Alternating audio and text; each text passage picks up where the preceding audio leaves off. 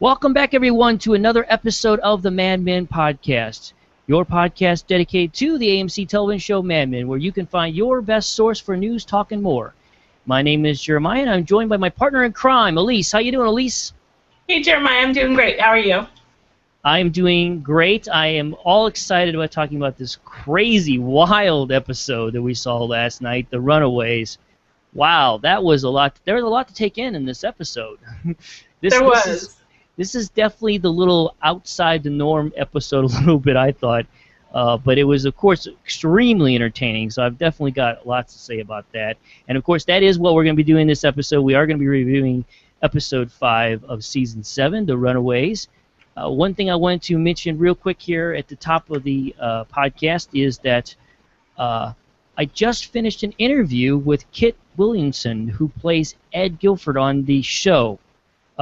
Elise, of course, you know a little bit about that. I know me and you kind of talked a little bit about this. It was pretty exciting. So I really enjoyed talking to him. He seems to be a very, very nice guy. So I'm definitely going to be having that up there on the website as well very soon. That is going to actually be post 75. So if you go to madmanpodcast.com/075, and you'll be able to find that interview. So lots of great little insights. We get to talk a lot about what's going on the set and what of course he could share with us. But I thought it was a pretty good interview, and it went pretty well, and hopefully the listeners enjoy it. So I just wanted to mention that at the top. Yeah, so it's pretty cool. So we didn't unfold the next two episodes for us or anything and tell us how the whole thing ends? No, he wasn't able to do that, unfortunately. Shoot. I know. But he told you off air, though, yeah. Right? Oh, yeah, he told me everything off air. Okay, good. You'll tell me later. Yeah, at the beginning of the interview, I asked him, I was like, okay, well, what's something, of course, that we can't talk about? And that was the first thing he said, well, I obviously cannot mention anything to you about what's going to happen and whatever. So I'm like, okay, yeah, I figured you probably couldn't. Since Matthew doesn't even want critics to see episodes ahead of time, I can't imagine Matthew telling his cast member, oh, yeah, tell who you want. But no, he was a really nice guy. I really appreciate him coming on the podcast, and hopefully everyone will enjoy the interview. So we are here, of course, live on madmanpodcast.com/live. If you're joining us, great. If you're listening to us or watching us in the archives, that's great too. If you are watching us live, though, of course, you can join us in the live chat room that we have going on the live page. And if you'd like to get a question, and we're going to be doing questions here coming up very soon towards the end of the episode, and there's a couple ways you can do that. One, you can actually click on the video itself, and you'll be able to put a question in on the video, or of course, you can always tweet us at MadmenCast using the hashtag MMCast. And I also have set up a place on the Facebook page. I just recently put a post on there for anyone who wants to put questions on Facebook. So there's many ways you can put your questions in.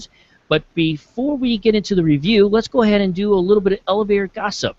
Now, one of the things, of course, that we're going to be doing in the elevator gossip is you are going to be reviewing the $1 Million Arm that you got to see last week. How was the movie? I really liked it. I thought it was super, super sweet. It's a nice movie about a guy who's maybe a little bit of a crummy guy and his journey to becoming a better person. Doesn't sound familiar at all. Set against the backdrop of sports and being a sports agent and going to India. So there's some beautiful stuff there. It's really good. I think everybody's gonna enjoy it, and they should all rush out and see it ASAP. Very good. And you, of course, you wrote a review on your blog recently, right? I did, and you guys can find that there on elisesramblings.com.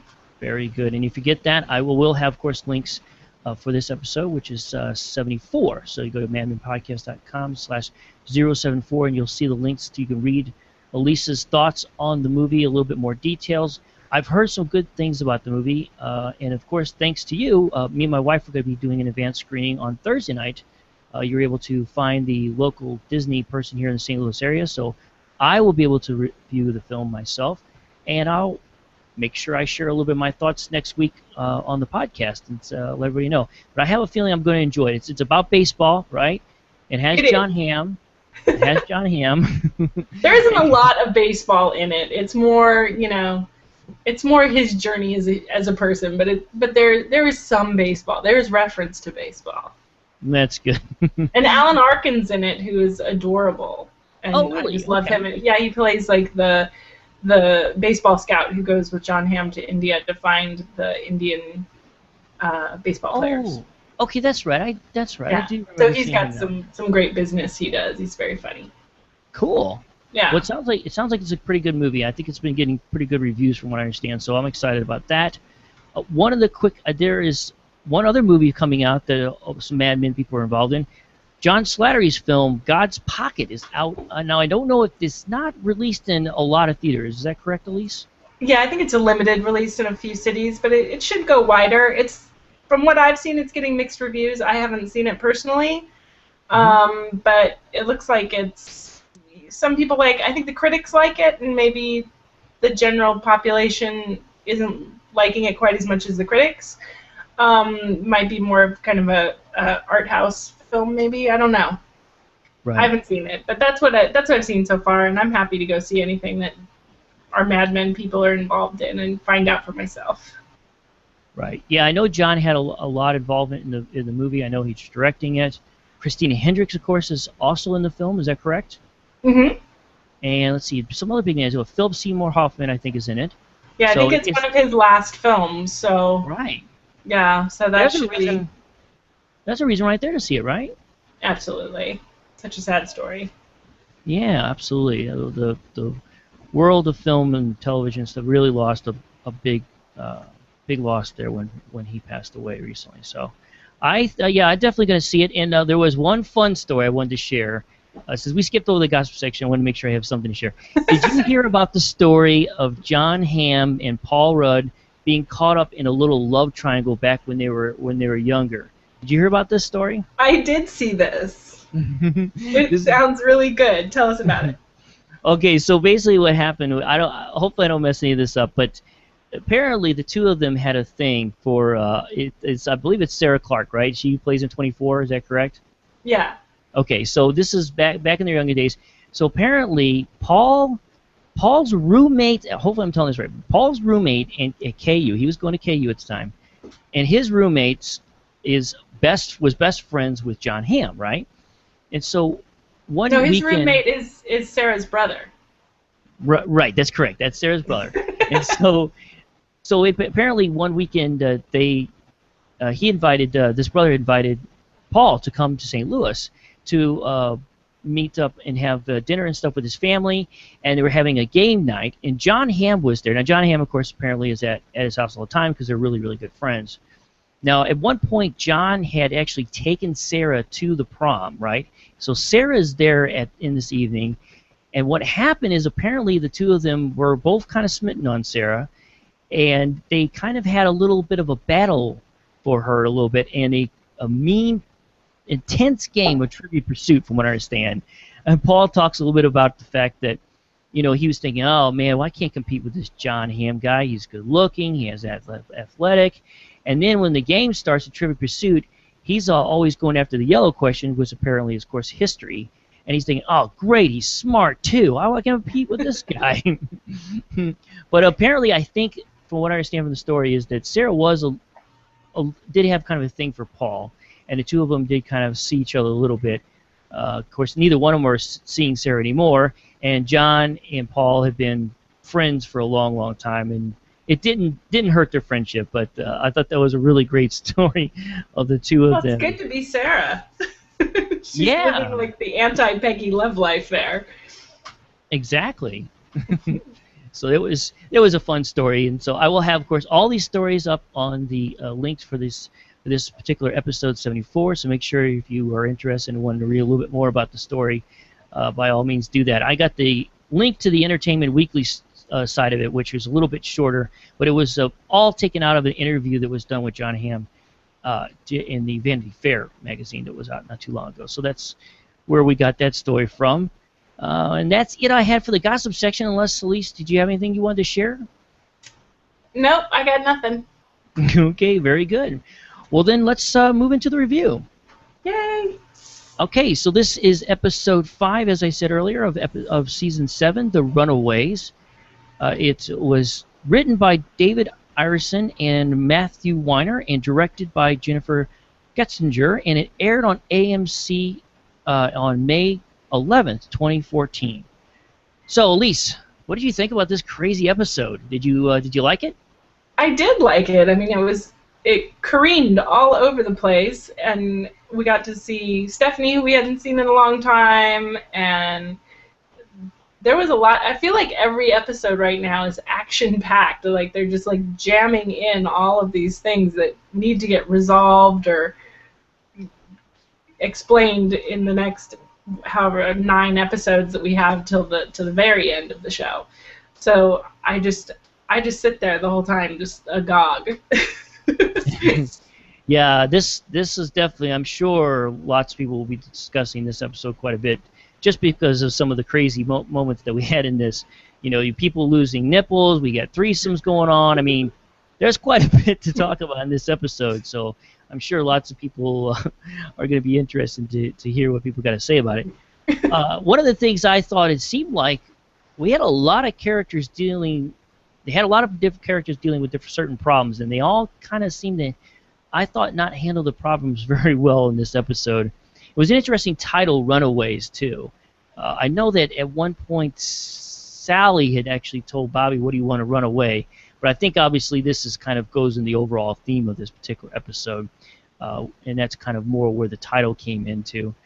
Personally, I mean, I don't know if this episode is like a 4 necessarily. I think I'd at least give it a 3.5. But it was extremely entertaining, and I know that I think there's probably going to be more jokes come out of this episode than anything else. That's for sure. Yes.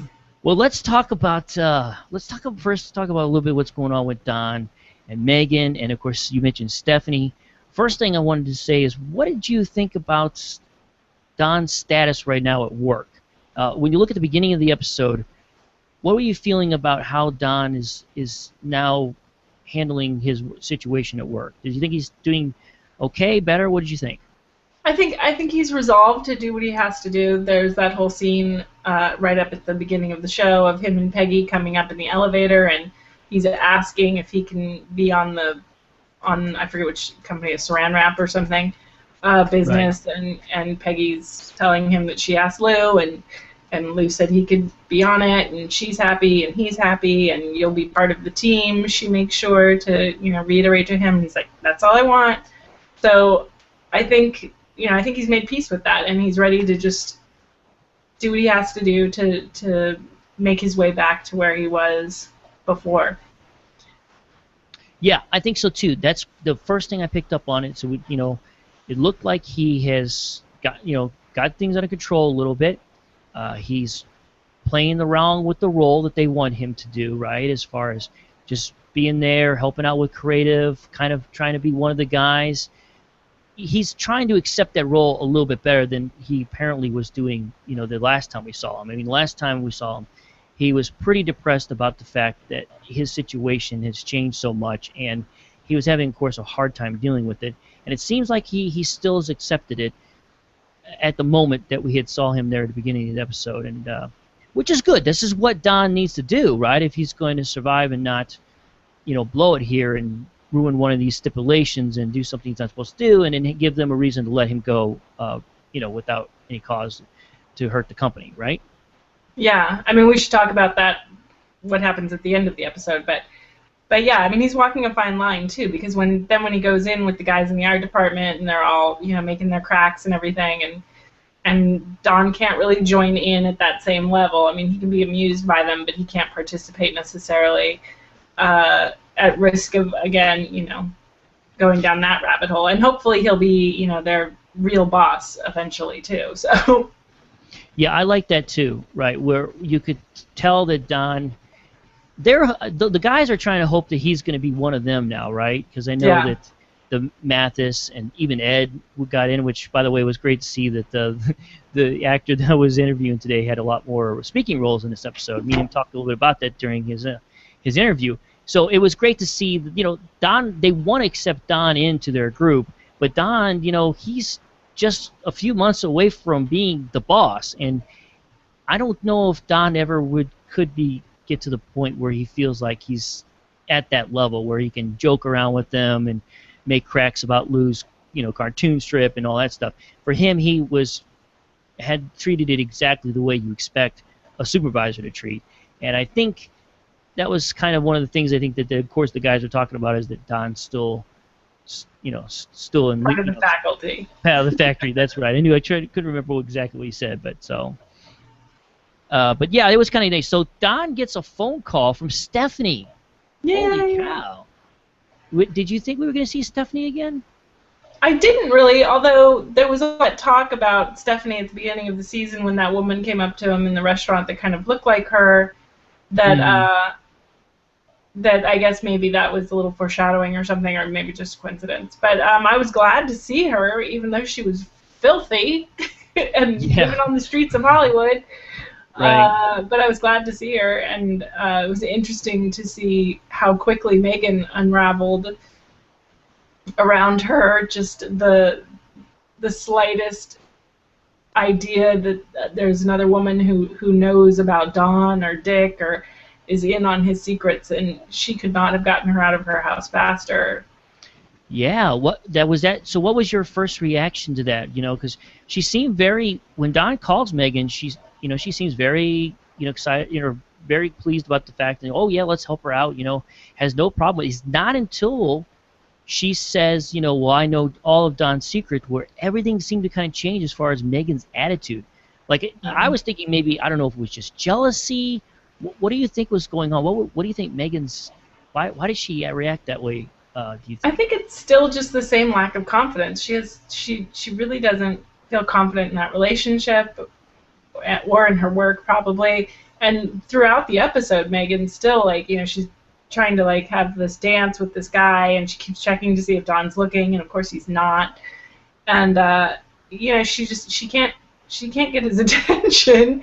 And she just wants to be on the list, and the last thing in the world she was going to do was bring in this girl who he has an emotional attachment to, who's going to have a baby that then's going to, take up that much more of, the limited attention that Dawn has to give to other people.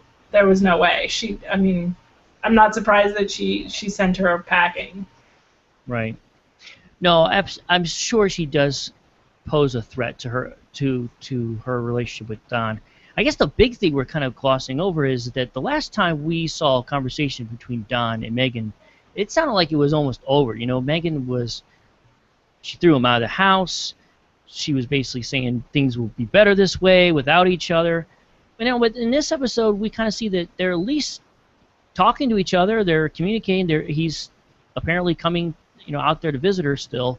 So they're trying to hold on to whatever's left of this relationship. But I think after this episode makes me wonder where this is going to go, because things kind of get weird with them in this episode. So I don't know. What do you think?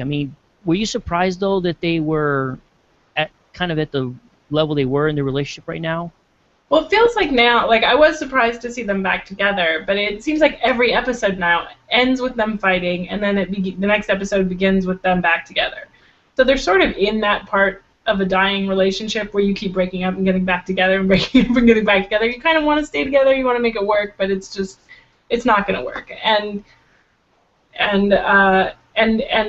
with Megan just really not feeling confident. At this point she's trying to work out threesomes for Don to try to get his attention, and and she really had to put some effort into explaining to him what was going on with the threesome. And he was like, what? I don't want anything. I'm good. She sort of had to force it on him, which is not our old Don. So I was surprised by that, and I think it's in its death spiral. The relationship isn't going to last. Either they're going to break up, or she's going to get killed by the Manson family. Either way, it's going to end.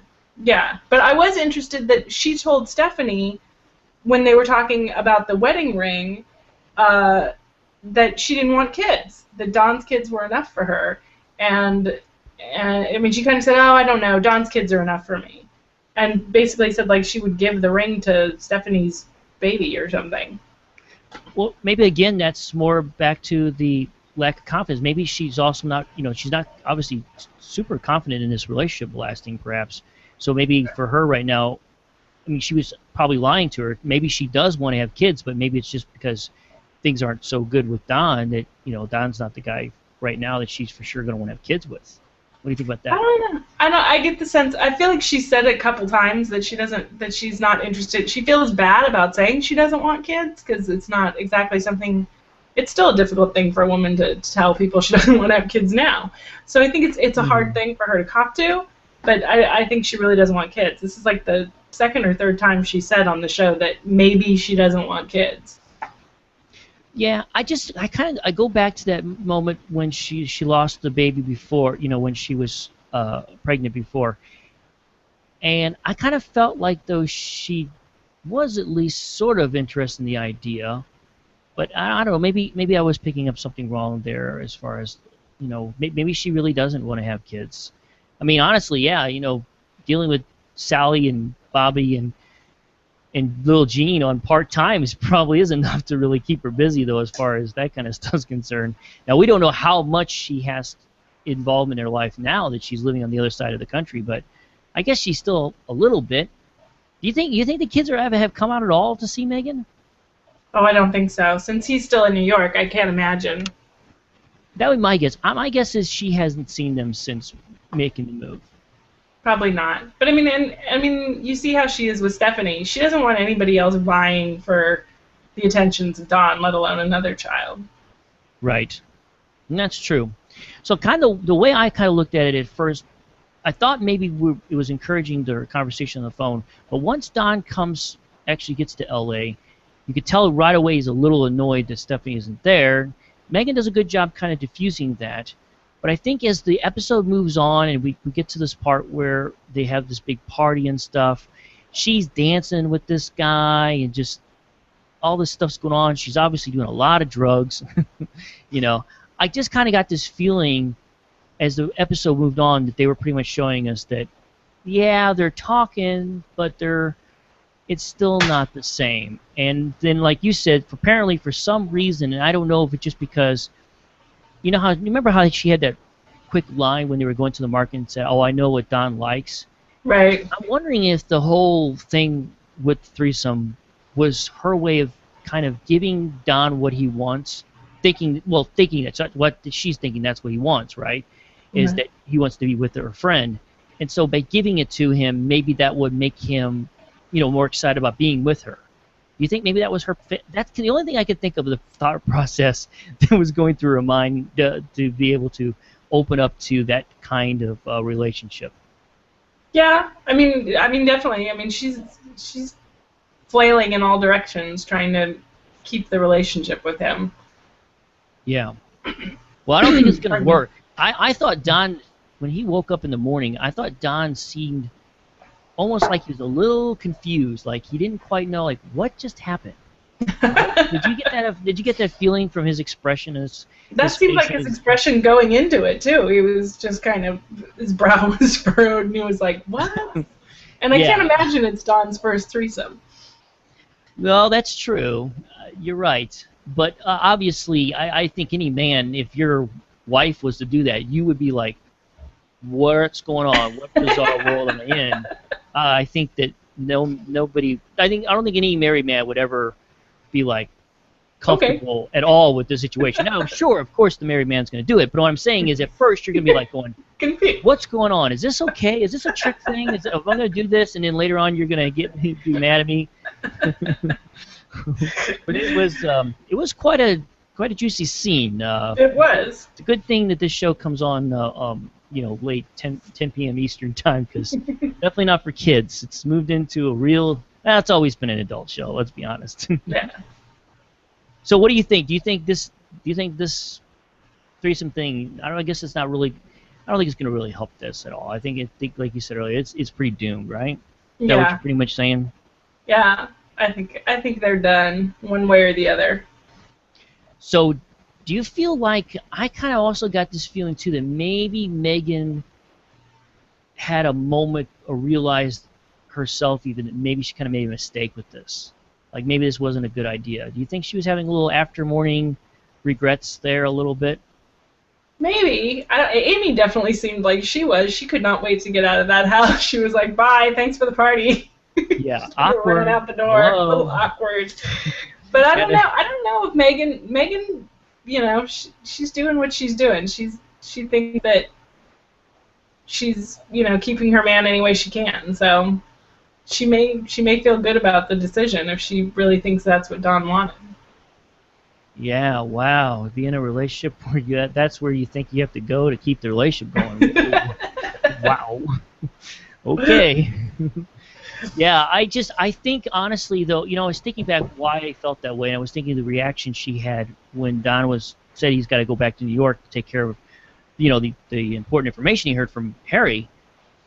I think actually her reaction to that was more of her still upset with the whole Stephanie thing because as we know Stephanie calls back and Donna has an opportunity to talk to her a little bit, and you could tell her slamming the dishes around and like Yeah. all that stuff. That was just more of letting out frustration about the whole Stephanie thing. But hopefully she really, I mean, she said that she seems that she knows what kind of relationship it is. This is not someone he needs to worry about him running off with. I mean, this is as close to the niece as he has. I mean, when it Yeah. comes to his connection there. Plus, it's an important connection to Anna Draper, the one woman that he really had a special connection with. Don't you think that she kind of represents something very important to Don? Yeah, definitely. Which all the more reason for Megan to hate her. Right. Because she doesn't want anybody else getting in her space. Mm-hmm. Yeah, that was just a lot of really good dialogue. Like you said earlier, going back and forth between the two of them during the conversation in the kitchen and stuff. So I think that we're right on there, and she's gonna have to learn to get over that if she really wants this relationship to last. Yeah. I don't know. We'll find out. Yeah, I mean, 2 more episodes. it is gonna always be hard for her to trust Don Draper. I wouldn't be able to. Why? He's such a trustworthy guy. Oh boy. Well, we'll see how things progress here with their relationship, but they're still together, and that's pretty big news, I guess. Don's, of course, learns this bit of information from Harry. Now, you think Harry was just a little too drunk and didn't mean to tell Don this information about what was going on with Lou and Jim pursuing this cigarette account? You think he was just a little bit drunk and messed up here, or do you think he genuinely wanted to help Don?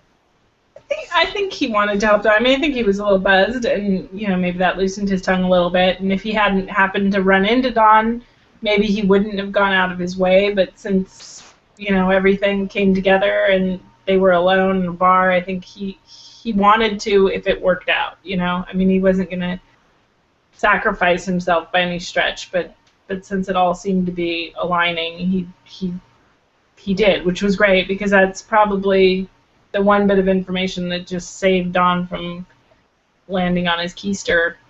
So Yeah, no kidding. Because if he didn't get this information, this could have been really bad for Don. Oh yeah, because I'm assuming that if they'd signed Philip Morris, they would have given him enough money, given Sterling Cooper and Partners enough money to pay off Don's partnership. So Yeah. He could have easily been out, which, I mean, isn't necessarily an all bad thing either for Don. I mean, if they gave him the money to buy him out, then, that's a big chunk of change, so he could move on and do something else. Yeah, let's talk about his pitch to the Philip Morris guys. I kind of got that feeling that this was I'm all in, I'm gonna say my piece, and I'm going to be willing to tell these guys, hey, listen, if you give us your business and you want me to go, I'm willing to go. Just hear us out. Let us have a shot at this. He was all out. I thought this was Don Draper at his best. I mean, I thought the pitch thing was just brilliant. What did you think about it? I thought it was really good too, and he did start off with, I'm totally willing to leave, but I've been in tobacco for 5 years or whatever it was with Lucky Strike, and I've got all that experience, and I went and talked to the Heart and Lung Association, and I know their strategy, and nobody else has that, and I could be very valuable to you, and I think it's true. Of course, Don could come up with an incredible spin, that Commander cigarettes are better than any other cigarette, so I wouldn't smoke any of those, but these are a whole new story, or some, God only knows. But Yeah. my only concern is that he was not supposed to, in his, little rules of behavior for his return, he was not supposed to go into any meetings and go off script. And while there was no script for this meeting for him, he certainly, broke that rule at some initial, basic level. So I'm wondering if that's grounds for firing, but I'm also wondering if any of the other partners knew that Lou and Cutler were doing this. Well, my guess is that there wasn't enough there for grounds and stipulations to let him go, because I would think the first thing they would have said to him out on the street was, you're over. You just broke them. You're out of here. They didn't say that to him, because I looked back over the stipulations that we at least were able to hear in the episode when they give it to him. And you're right. He has to stay to the script. He can't be alone with clients, right? And you're just looking at the ones that would involve this meeting they had. He wasn't alone with them, right? And like you said, there was no script. I mean, yes, it kind of dances around that a little bit, but maybe there was not enough there where I just think there's just not enough there for them to be able to say, you broke this one in particular and you're out of here. Because I think we would have heard it right away. Yeah, I mean, I think they kind of were like lobbing some empty threats at him there at the end. They're like, "Well, you think this saved you?" or, Yeah, Cutler says those things. Yeah, and then he just slams the door right on him, like shutting a coffin on somebody. It more seemed to me like he just ruined them. I thought that was like the death knell for Lou. If they get Big Tobacco and Big Tobacco wants Don on it, then how much more room they'll have to pay out Lou's contract with the Philip Morris money, which is probably much less than Don's partnership, and he'll be out of there. So, and that explains. Did you notice, like, since Lou showed up, there's a megaphone in his office that says Winston's on it, like the Winston cigarette brand. So I'm wondering if he brought that business in with him, if that's part of how he got the gig or something. No, I mean, yeah, I definitely think that he, with his he's built up some relationships before in the previous company he was with, with the previous agency. So yeah, I think there's probably something there. Definitely he's been. Don even mentions during the pitch, that he's also had 10 years of experience with cigarettes as well. So I'm sure that's probably how he got his foot in the door. And I just love the expressions on both Jim Cutler and Lou's face, not only when he showed up in there, but then as he goes to leave, Don gives him that smirky smile, like, just like he knew he nailed it, and it was just awesome. I love that, because I think you're right. We have been set up now where I think that Philip Morris is going to give them their business as long as Don's in charge. Yeah. And I'm thinking now we are not. I'm thinking Lou's going to be out of here before the end of this half of this season. What do you think? Get no argument from me. I'd love to see Lou gone, gone. And now that Ginsburg is gone too, they're going to need some more creative. So. Yeah. That's true. Yeah, there's some big things to think about here. What's going to happen in the future? I mean, Harry gives that whole thing about Ted while he's giving Don this information that Ted is useless and he's a broken man and he's miserable, and so I mean, really, they're getting kind of scarce on creative. Right. Yeah, they're going to need Don, which is exciting. This is what we wanted. Yes. So let's talk a little bit about the Betty and Henry front. Oh gosh. Apparently they're having a progressive dinner party together. What did you think about what transpired with this storyline? I think it's a continuation of Betty's trying to figure out what to do with her life. She's figured out that the mom thing isn't really working out for her. And, what? I know. It's amazing. She was doing so good. She was so close.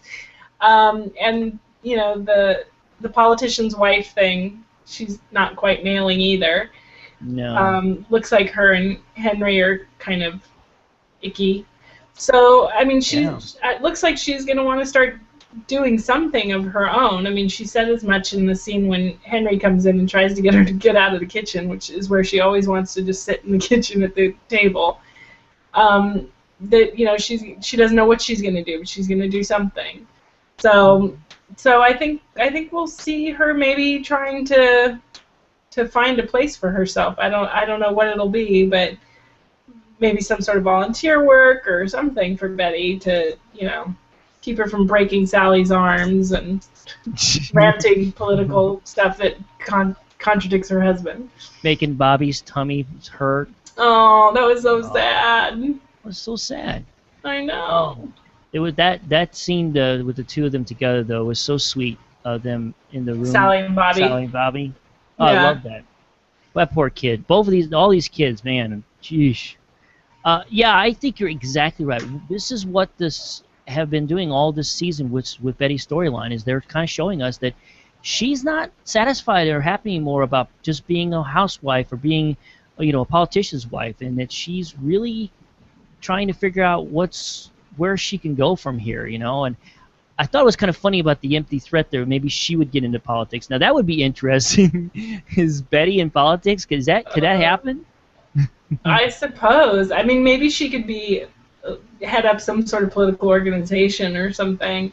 It sounds like she's pretty far right of Henry, so that might be a little bit of a problem for her. But she's kind of always been like this. I mean, remember, I think it was season 2 where she wanted to go back to modeling, and she's really struggled with the stay-at-home mom role pretty much from the get-go, I think. Yep, just about a lot of these characters, none of them seem to be too happy with their position in life. No. So, and she's definitely one of them. And a lot of the little bit of research I was able to do on this episode, I know a lot of people were talking about another episode paralleling, showing that Don's marriage is not doing very well, and neither is Betty's. Now, I don't know what that means and why they're showing us the same things in the same episode necessarily, but I think it's just kind of showing that hey, things are still not going well in that. And this episode especially is the first. Have we ever really seen Henry talk to Betty that way? He seems to be. He really was all over her in this episode. I always kind of felt sorry for a little bit, just a little bit. I'm not saying much, just a little. He's talked to her sternly a couple times. That time Sally cut her own hair and she slapped her. That's true. He has always talked to her like a little girl, doesn't he? That's right. Yeah. So I mean, he's keeping her in line. Right. That's true. She has always talked to her, and then, like you said, she's just fed up with that, I think, because I don't think the old Betty Draper or Betty Francis, excuse me, I don't think Betty Francis during the beginning of their marriage would have done something like she did in the party, where she actually spoke her own mind about politics and things like that, which of course really, really set off. Henry was not happy with that whatsoever. Yeah.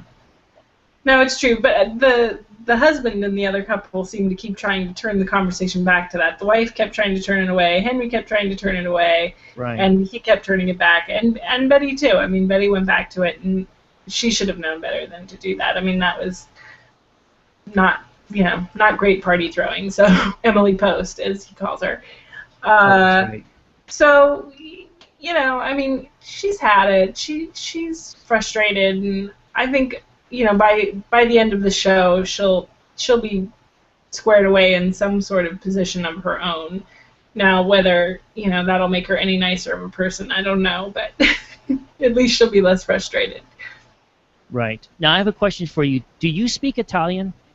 I don't. Oh, I no. don't speak Italian. I don't speak Italian either. I did not realize this. I must be stupid. You are I stupid. don't speak Italian. I speak French, though, so I'm kind of... Oh, well, then you're I always fine. use that when I get in fights with my husband. I say, well, I speak French. Well, I I'm can gonna barely use that from speak now on. English, so where does that put me? I must be in real trouble. Yeah, but you're a man, so you're good. You're good. Oh, okay, good. Oh, wow. It's just a girl thing. Glad to hear that. Yeah, I think I must have saw at least 10 people on Twitter joking about being stupid or I'm not stupid because I speak Italian. What a great line that was. She's clinging, she's reaching for straws there, but Gotta You give it know, to her. I know people hate Betty, but a lot of people hate Betty. I understand that, but she does give us some pretty great material to talk about. You know what I mean? It's true. It's true. It'd be a boring show maybe without her. I think. I don't know. I mean, I loved seeing her and Sally go at it last night too, where it was like, getting her nose fixed, and she's like, "I'm gonna break your arm." Like, wow, that's some excellent Yes. parenting. Sally was great. Like right off the top, she goes, "Yeah, we're stupid," or something. Like when you start to explain what happened. Well, Apparently, that we're was pretty stupid. dumb. She got hit in the face with a golf club by one of her friends sword fighting. Yeah, that's I'm not so guessing there bad. might have been some intoxication involved in that choice. Well, we discussed it during our predictions podcast. She could be getting in some trouble. I bet this is not the Yeah. first time. Apparently, she's been in trouble. I'm sure, Yes. and she's giving the Franceses lots of headaches. So, but that's what It's true. teenagers are all about. I have teenagers, and they give. There's a reason why I have as much gray hair as I have is because I have teenagers. Teenagers can definitely give you gray hair and cause lots of headaches for you. Oh man! So Michael Ginsburg finally broke. His valve has been loosened, and wow. I think we've always known, of course, that he has been on the edge, right? Yeah. To I mean, I've assumed for a long time that he was schizophrenic. Ever since that late night talk with Peggy in the office about yes, being born in a concentration camp and the aliens and aliens. that you were kind of like, okay, yeah, he's not gonna make it out of here without being in a loony bin at some point. Yeah, it took an IBM computer to send him over the edge. That's all it took. I didn't know the IBM. I didn't know these computers have so much power over people's lives. They even make people want to be homosexual now. I didn't know that. I guess this is something I just never learned about in school. Oh man, you could just see though the building up in the story. Where at the very beginning, where he's like yelling he's yelling through the glass window, and of course Peggy thinks that she's like talking to the woman that's in there, and he's like, talking about how the computer's controlling her, and I'm going, uh-oh, this is not good. And then it just got worse as we went down the line. He's thinking all these crazy thoughts. It was just, wow. I know. I felt really bad for him. Although I did not expect it to go so far. I mean, when he had the box in Peggy's office, I was like, oh, this is not going to be good. There's going to be something really gross in that box. I've learned by watching lots of movie and television that something that's in a box is never good. And if somebody starts screaming, "What's in the box?" It's not good. I've learned this now when I watched Seven, the movie. And it was always at that level. It I mean, was. at least in Seven, it wasn't quite. I knew something bad was going to be in that box, but to actually see the nipple, I was like, oh my gosh.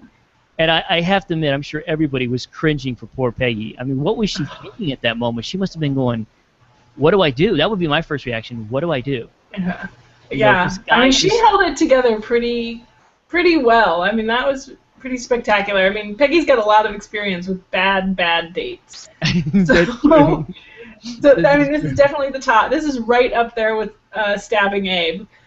But, I mean, she holds it together, and she, just kind of staggers out of the office and tells him to stay there and gets the phone and, I guess, calls an ambulance to send the psych ward over for him. But, I mean, she holds it together really well. I've got to say, I don't think I would do as well in a similar situation. And I know a lot of people won't think too much about this, but I thought Elizabeth Moss' performance here was fantastic. The way she played off this whole thing, I felt so realistic about this is exactly how anyone would probably most likely react. And I thought she did a great job during this whole entire episode, just dealing with Ginsburg and trying to, keep him calm. And, I mean, just dealing with somebody like that is probably not an easy task. And I thought her character did a pretty good job, like you said. So, it's true. I felt sad for Peggy, though. Like, her Saturday nights are now spent watching TV with Julio, the little boy who lives upstairs. I was like, really? Really? This is what we're doing now on Saturday nights, Peggy? Right. It makes me wonder if they're setting us up for more of a potential return with her relationship with Ted, because they're talking so much about how Ted is so miserable. You know, like obviously him trying to make things work with his wife is not working out. And No. now, and we've seen a lot during this first half about how miserable Peggy is, you know, in her personal life. She's really, really lonely. So I don't know if that you would think that she's been going to be done with him, but I don't know if he comes crawling back to her. If she's this lonely, you know, talking to the neighbor kid upstairs every night, oh man, she might take him back. I think that he's going to be back next week because they showed in the scenes from next week at the end her saying hi to Pete, like, hi, Pete, and then, like, looking over and giving, like, the I'm going to kill you, Ted face. So I think maybe both of them will come in from L.A. To New York to visit. So I don't know. But I still hold out hope for Peggy and Stan. That's where my predictions lie. So I think she will, you know, stay just furious at Ted and hopefully end up with Stan. Okay. Yeah, I mean, I could totally definitely see that happening for sure. That could work very easily. So basically, though, now if Ted is going to do this, though, and he's going to try to present his love to her again, he might want to take some notes from Ginsburg. Showing a woman your nipple will not get you the date. Is that correct, right? Is that what we've learned from this episode? Don't cut off your nipple? Oh, don't cut off, yes. You can show it. And then show it to But make him. sure it's attached. Okay. Any nipple should be attached to your body. Nipples are preferred for you women, right? Okay. As a rule. Okay. This is good to know. For, you know, if there's any single men out there right now listening to this podcast and we're curious, now they know. You know, keep the nipple on. This is good advice, I think. What must have been the reaction, though, in the office? I mean, could you imagine all the gossiping that must have been going on? Oh, my God. They wore Ginsburg out of there? Oh, my goodness. But everybody just seemed shocked, and then Yeah. Stan was like, I'll go down with him, and he was like, you know, I mean, they all liked Ginsburg, even though he was obviously coming unhinged. I think they all really liked him, and they cared about him, and so it was upsetting for them.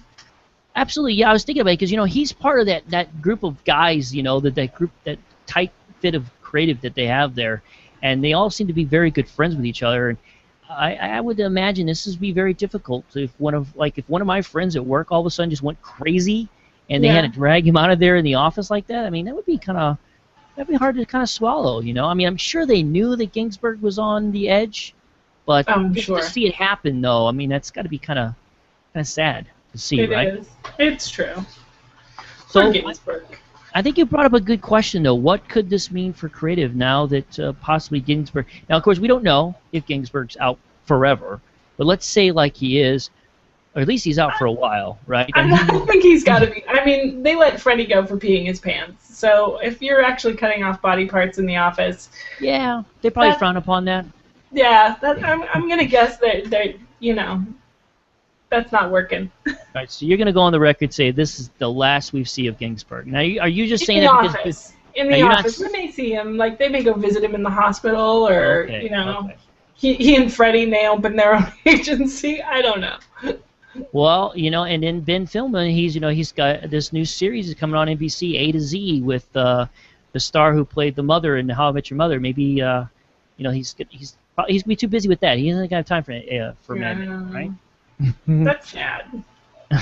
Yeah, I always thought the Ginsburg character was very interesting. It's so funny too that this happened because we had just recently got someone Nikki comment on our website about Ginsburg, you know, and Nikki was talking about how, you know, he always, I don't understand this Ginsburg, you know, he dresses like he got all his stuff as hand-me-downs at a Goodwill or something, and, you know, we see little bits and pieces of his character, and we know he lives with his dad, and he's a little bit out there, you know, and so anyway, Nikki was questioning about Ginsburg, the character, and then sure enough, this episode has Ginsburg falling off the wagon, shall we say, or going completely crazy.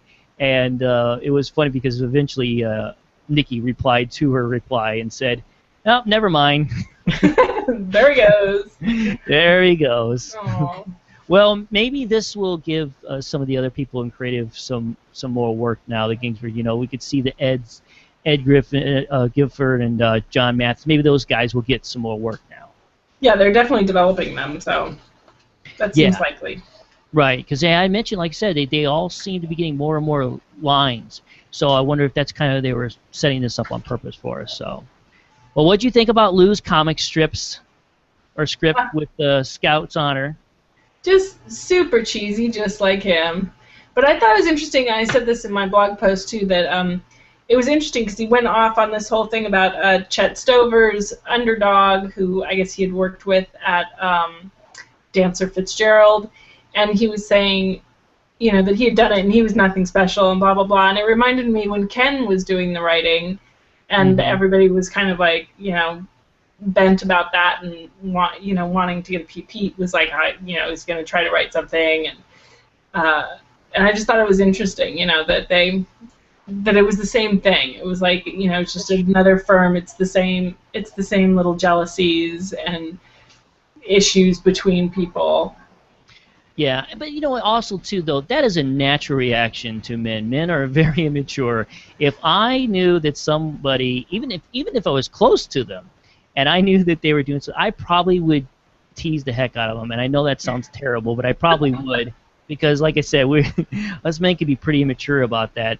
Now you want to be a little careful though when it's the boss. I mean that scene when the guys are going to the bathroom and they're of course rounding up jokes at it, and then when he comes out the wrestling, it was like, uh-oh. That was pretty entertaining. The, Yeah, the whole thing was entertaining, but I know what you're trying to say though. It is a very similar to what happened with Ken. yeah. We haven't Stan seen needs much of to.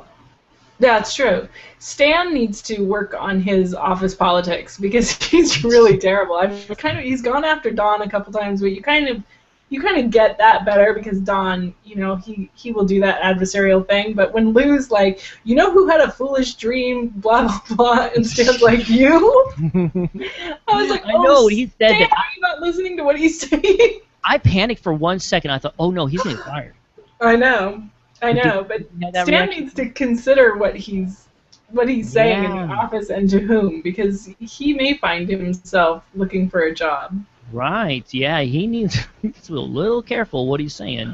Little bit. That's all right. Peggy can take care of him. That's true. Yeah. Peggy, take care of it. Now I was trying to pick up some signs. Do you think the agency got Burger Chef? Because I know that during the whole conversations when they were joking around about the skit, they had mentioned Burger Chef and kind of mixed that in. Or do you think they're working on that? I hate this is one thing that drives me crazy a lot of times since we skip around even if it's only 3 or 4 weeks and we don't have any kind of closure of whether or not they got the account or not. So is this going to be one of those things where Matthew says, yeah, they got the account? You didn't pick up on that? Yeah, So I what do think you so. think? I think because they mentioned it again that they did. They got Burger Chef and they're working on that. Okay. And they just don't. He never puts too fine a point on those kind of things. You're just supposed to like glean that if they mention it again, they must be working on it. Right. But I think the Philip Morrison thing is going to be too big of a situation. I think we could definitely see more of that maybe in the following episode. I can't imagine him glossing over that one too much. Well, I'm curious to see if Bert and Roger even knew that those meetings were taking place. I mean, Right. were they all keeping that a secret from Don? He's a partner, so I Yeah. don't know. Well, Bert's not on Team Don, so he might know about it. But they might Maybe be they didn't careful tell who they Roger. told. Yeah, like they Right, would never tell Roger. No, they would definitely not tell Roger because they know that Roger's on Team Don, right? right. But Roger's name's on the door, and he can fire anybody he wants anytime, right. as you said. That's, So they that's better be careful correct. with Roger too. I don't know. It'll be interesting to see how that plays out next week, or if they come around to it. And I think Yeah, I think there's going to be some issue just with that aspect of it. How was this going on, and we didn't all know, kind of stuff. right. Yeah, I think in the last 2 episodes, I think we're going to see a big focus on getting this account because this is going to be big for them. Getting this account and having Don be the one to take over as creative director because that's the only one that they want to deal with. You know what I mean? Like that he sold them in that meeting in that pitch, and that's what's going to happen. And poor Lou's going to get. Well, I say poor. Why would I say poor Lou? We don't like Lou. Lou's going to get fired. Is what I'm saying. But who knows? Maybe Matthew has something else in store for us, and this is just all red herring for us, and it's not going to have anything to do with the last 2 episodes. We'll find out. I can't believe we're already down to 2. I know, it's crazy, isn't it? So Oh, I know what I unfair. forgot to mention during the whole thing with Megan and her conversation with Stephanie. Please tell me they didn't throw that good steak out the window or down in the trash. Who's going to eat the steak? That's what I wanted to know. Amy Who's from gonna... Delaware will eat that steak. Oh, that's right. Amy probably did it, especially after smoking as much marijuana as she had. She was probably ready to eat at least 10 steaks, right? Entirely possible. All right, well, before we get into some questions, if we have any questions, I actually haven't seen any yet. So let's go ahead and talk real quickly about some of the pop culture stuff, some of the historical things. During Megan's crazy wild party, I'm sure everyone recognized Blood, Sweat, and Tears. You've made me so very happy. I've always liked that song. Me too, although I thought it was funny in that party scene because it's just about how someone's made somebody so happy and they're so glad that they're in their life. And I was like, is this being played ironically? Because, like, they're not happy they're in each other's lives. They're really struggling. So I thought it was kind of interesting. Maybe they're just all happy because they're all stoned. Well, there is that too. The closing song was Waylon Jennings' Only Daddy That Walked the Line. Is that really how it is? Only Daddy That Walked the Line. I'm not really familiar with that song. Are you familiar with that song at all? I'm not. Me and Waylon Jennings don't hang much. Right. If I hear Walk the Line, I think Johnny Cash. Yes. You know?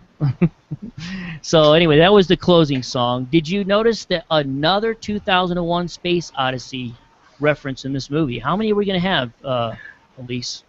I don't know. Maybe we'll get a little bit every week. So I'm going to have to go sit down and watch that movie now if it's going to keep coming up. I know. Everyone's going to have to watch the movie. I wonder if Matt Weiner owns like some stock in the DVD sales of 2001 Space Odyssey. Is that what it is? That's a good. I have no idea. I have no That's idea. good. Well, for those of you who do not know what we're talking about, the scene where Ginsberg is spying on Jim and Lou, and as they're having their conversation in the computer room, that shot is almost shot for shot of what if the scene in the movie where HAL 900 is reading the lips of the astronauts in the movie, and which is the reason why HAL thinks that they're planning against them and he's going to attack them. So, and I actually went back. I saw some people had it online. It is like almost exactly like it. I mean, it's the shot. It's just shot for shot where they focus in on their lips, and you don't know what they're saying. You just know their lips are moving. So that is the reference there for 2001's A Space Odyssey, which, like you said, apparently Matthew owns the DVD rights to. Underdog, of course, that was real. Now, the really cool part is the story that Lou was sharing about Dancer Fitzgerald. That is the agency where the group of people had came up with Underdog. I guess apparently that was part of a campaign. They came up with this cartoon with the campaign for General Mills cereal. I didn't know. I remember watching Underdog as a kid, and I don't remember it being part of an advertising campaign. But I guess maybe it just went right over my head. Yeah, I guess apparently that it was the whole idea started off with that as an ad, and then those guys eventually broke away from the agency to pursue the whole thing and run the whole TV. They actually opened up their own production company just to do this show, and then General Mills bowed out of it, and so those guys they really lost out, I guess, on it. But yeah, I guess it was. I really did watch Underdog myself. I think I've seen it before. Yeah. He's like a dog, and he has like a red kind of footy pajama suit on. He's Underdog. Anyway. Right. Exactly. Underdog. I do. Yeah. Okay. I think I do kind of remember. Maybe I just saw stuff on YouTube. I'm sure, probably. And then Don was, of course, working on this handy wrap pitches. In 1969, one of the taglines they had for handy wrap was, "Freshness is a snap with handy wrap." Found that little gem. We didn't actually hear any of their pitches for handy wrap. I know. How disappointing. Don started, and then Lou decided to smack Stan around for a while, and so we never really got to hear any of them. Yeah. Well, I wonder if if that was one of the ones they came up with. Something to do with freshness, right? Absolutely. Well, that's all I have for the episode review. Elise, was there anything we're missing, or you think we got everything, or what? I think we got it all. Okay, very good. Well, I don't see any questions on the screen. I'm checking Twitter right now. I don't see anything on there. So apparently no one wants to have any questions for us, Elise. I guess hopefully we covered everybody's questions. Now, of course, anytime you guys want to send in any kind of questions or feedback, you could, of course, leave a comment on the actual website itself if you want to, like Nikki did. And you could email me one if you want to at feedback@madmenpodcast.com. You can hit us up on Twitter. Elise, what is your Twitter account? Let everybody know how they can follow you on Twitter. It's at Elise CD. Very good. And of course, for the show, you can follow me at MadmenCast. So hit us up on Twitter, or you could also join us up on Conversations in Facebook. We do have a Facebook page, which you can find that at facebook.com/MadmenCast. And hit us up. We love to talk about Mad Men. Anytime I get feedback, whether it's on the website or an email or on Facebook, Twitter, it may take me a little bit. Eventually, I will do my best to answer your question or comment, because I love talking about Mad Men, and I do not mind hearing from our listeners at any time. So by all means, hit me up. I really, really appreciate that. And I want to thank everyone who's been sharing about our podcast, retweeting, all that good stuff, telling your friends about it. We really appreciate that, because that helps get the word out. And that's the only way a podcast can grow, is by word of mouth usually. So we really appreciate that. Elise, was there anything that you wanted to say before we close out the show? You know, the only other thing that I noticed in the final, not the credits, but the scenes from next week after the show last night, there was the one thing that I already said about Peggy saying hi to Pete and looking like maybe she was looking over at Ted. And then there was Dawn waking up in what looked like an unfamiliar bedroom. So I don't know if he's going to give up on his chaste ways next week or not, but we'll see. You know, those next time on Mad Men, they're it's almost not even worth looking at, but of course I can't help myself. I have to watch. I know. Even though I know it's probably not going to tell me anything of significance. But that's the only thing you can't pick up on, is little stuff like that, like, whoa, where is he at there, and all that kind of stuff. So, I guess we'll find out next week. But, yeah, there's not... it really doesn't help you too much on this next time on Mad Men, but I'm sure all that's done on purpose. Sorry, I saw somebody online saying that, like, eventually they're just going to have, like, each character say a syllable, you know, and they'll put them all together, like peanut butter or something. It's just like, it'll be that, just cryptic, just no clue. I've really watched them closely, like a complete geek too, and I'm like, there's somebody in a blue dress talking to Stan, and then that same person in the blue dress is talking to Dawn in this other clip. Put it together, what could it be? Maybe I'll just wait till next Sunday and find out. Exactly. And I think the next title of the next episode of The Strategist, I think, if I remember right. I didn't write that down in my notes, unfortunately. But that is the one we'll be covering live here. We'll be still on our same time, Monday night at 8 p.m. Eastern Time. So if you'd like to join us, I know we have some viewers joining us live tonight, which we appreciate that. So if that is something you would like to do, by all means, join us anytime. We will be doing Mondays from here out for the rest of the season. No more surprise recordings on other days. The last two ones we'll be doing on Monday, although we're probably going to have a special time for the last episode, so we'll mention that. And I do still want to give away the DVDs, and I think we're going to do that, at least we're going to talk about it next week. So for those of you who are interested in wanting to have an opportunity to win Season 5 and Season 6 on DVD, that's going to be coming up here as we close out this first half of Season 7. So make sure you stay tuned in. Make sure you stay subscribed to the show. If you are not subscribed to the video version, you can do that by going to madmenpodcast.com/YouTube, and make sure you subscribe to the audio version in iTunes. You can do that by going to madmenpodcast.com/iTunes. And of course, this episode is 74, so you make sure that you check out all the links there. And Elise, I guess I'll just talk to you next week. Sounds good, Jeremiah. Have a good week. All right, and everybody. And enjoy $1 Million Arm. Oh, that's right, and I will have that review of my let everybody know what I think of the movie next week as well. So that's going to be great. All right, well, everyone, remember to take care and stay mad.